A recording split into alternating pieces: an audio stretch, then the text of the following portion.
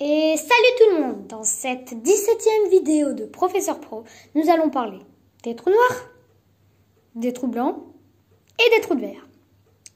Donc on va diviser cette vidéo en deux parties. La première, les trous noirs et les trous blancs. La deuxième, les trous de verre. On commence. Poum, poum, poum. Alors, les trous noirs et les trous blancs. Donc, j'ai fait une vidéo sur les trous noirs. Donc, ceux qui l'ont déjà vu, vous savez un peu tout sur un trou noir. Donc, dans cette vidéo, je vais répéter ce qu'est un trou noir. Donc, si vous l'aurez vu, vous pouvez passer cette partie et aller directement au trou blanc. Donc, un trou noir, c'est un objet massif, très petit, qui déforme l'espace-temps.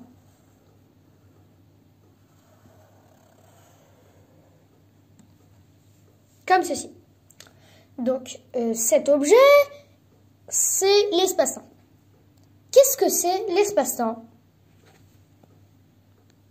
En 1915, Albert Einstein a publié un article sur la relativité générale. Qu'est-ce que c'est? La relativité générale, ça parle des objets, des grandes choses, des choses très grandes, par exemple le soleil, la lune, la terre, un trou noir, qui fait appel à l'espace-temps. L'espace-temps, c'est un espace quadridimensionnel composé de 3 dimensions d'espace et de 1 dimension de temps. On la représente comme ceci.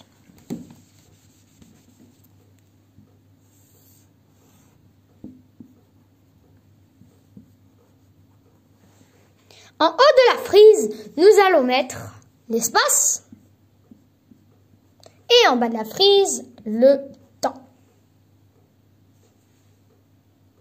Imaginons que quelqu'un immobile regarde son temps.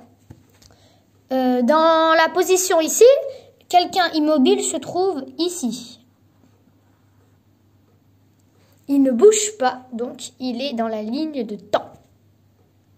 Quelqu'un à vélo se trouve un peu plus haut. Mais genre un tout petit peu. Car quelqu'un à vélo voit son temps s'écouler plus rapidement de 0,0000002 nanosecondes environ. Donc voilà. Après, nous avons toutes sortes d'objets un peu plus rapides. Puis on a les objets rapides, comme la Terre, le Soleil, je sais pas, hein, des trucs comme ça. Puis, tout en haut, la ligne de temps, d'espace, pardon, c'est la lumière. Elle se déplace très rapidement dans l'espace, mais pas du tout dans le temps. Voilà. Donc maintenant, vous savez ce que c'est l'espace-temps. Donc, cela signifie que les trous noirs déforment l'espace-temps. Il est très massif, donc il déforme l'espace. Il déforme le temps. Démonstration. Il déforme le temps parce que, imaginons que vous,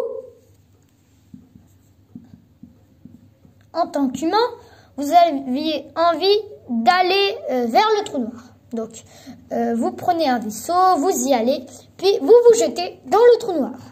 Donc, vous tombez dans le trou noir. Donc, comme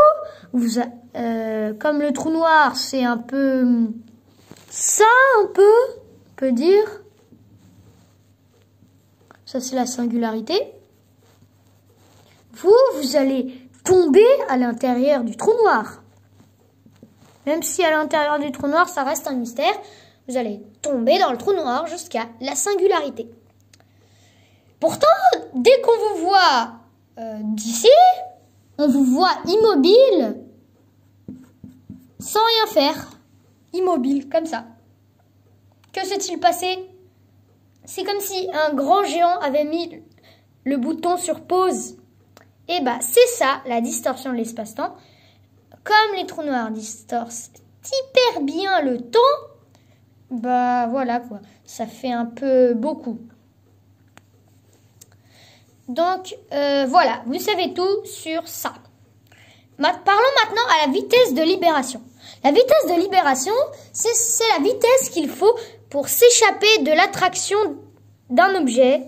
Par exemple, la vitesse de libération de la Terre est de 40 320 km/h.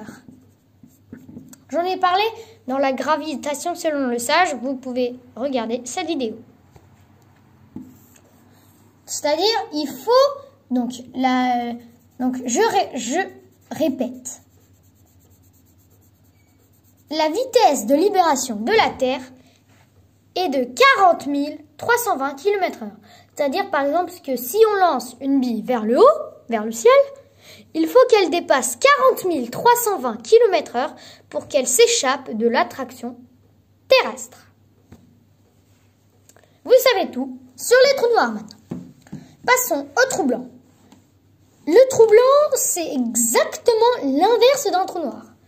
Un trou noir, ça absorbe tout, entre guillemets, et ben le trou blanc, ça rejette tout.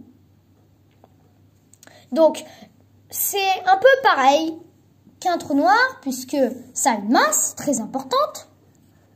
Mais par contre, on ne sait pas si elle existe. Comme Einstein, au début, il avait prédit les trous noirs grâce à ses équations. Et pourtant, il ne savait pas s'il existait. Les trous blancs, c'est pareil. Mais évidemment que en 2016, on a trouvé peut-être un trou blanc. Pourquoi? On a trouvé une émission de rayons gamma très puissant qui s'est déroulé à une vitesse, un temps supérieur à 1 minute. Donc, qu'est-ce que ça peut dire que c'est un trou blanc? Évidemment, si par exemple une étoile explose en superamas, ok, ça fait aussi des rayons gamma, mais qui durent quelques secondes, alors que là, la vitesse est supérieure à 1 minute. Voilà, on a peut-être trouvé un trou blanc. Maintenant, vous savez tout sur les trous blancs. Passons au trou de verre. Un trou noir, vu sa courbe, ça donne à peu près ça.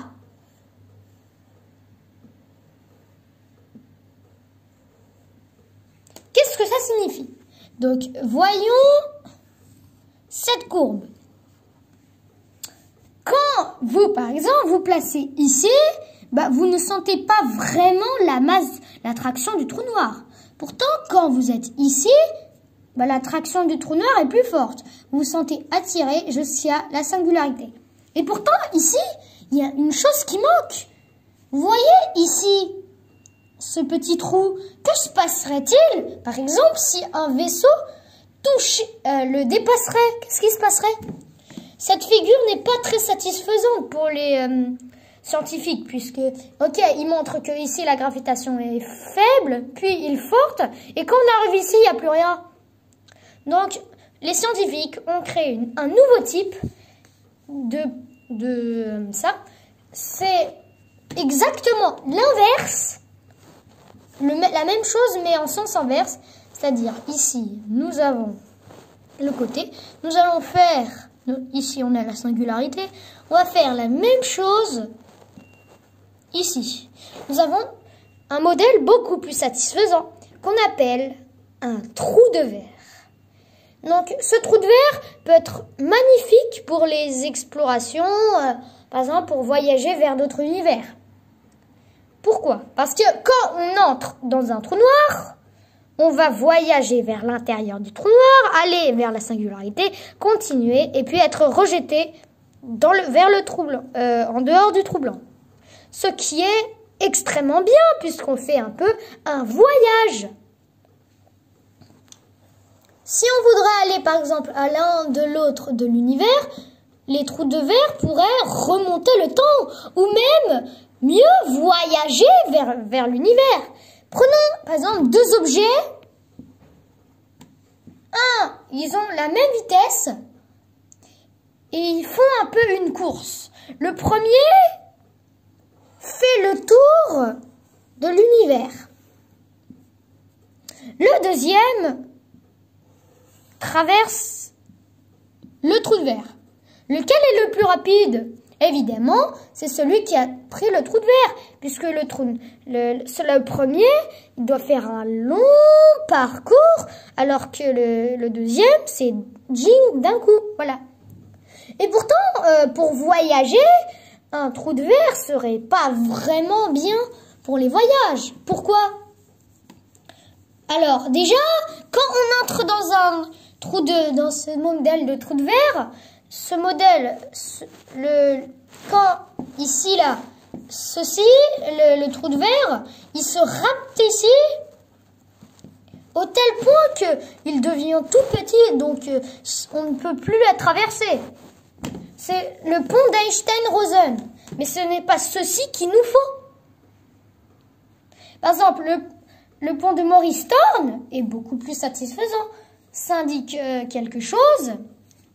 Un trou de verre qui puisse bien aller à l'intérieur, ne pas se déformer, continuer jusqu'à aller en bas. Et pourtant, ce serait pas vraiment un voyage. Comme on le sait, les trous noirs aspirent tout et les trous de verre rejettent tout. Par contre, quand on va faire notre petit voyage, on ne peut plus rentrer dans le trou blanc, puisque il faut une vitesse supérieure à la lumière pour aller de ce côté. En plus, on peut même plus sortir du trou noir, puisque oui, rien ne peut sortir d'un trou noir. Enfin, oui, on peut, mais il faut qu'il y ait une vitesse supérieure à la lumière, donc voilà. Donc oui, il existe des modèles il existe évidemment des modèles de trous de verre qui sont satisfaisants. Mais bon, ça, je vais pas parler dans cette vidéo. Si vous voulez en savoir plus, vous pouvez aller dans une vidéo que je conseille. C'est les trous de verre par ScienceClick. En tout cas, cette vidéo, on a terminé. Donc, si vous avez aimé cette vidéo, n'hésitez pas à mettre un pouce bleu et à vous abonner à ma chaîne.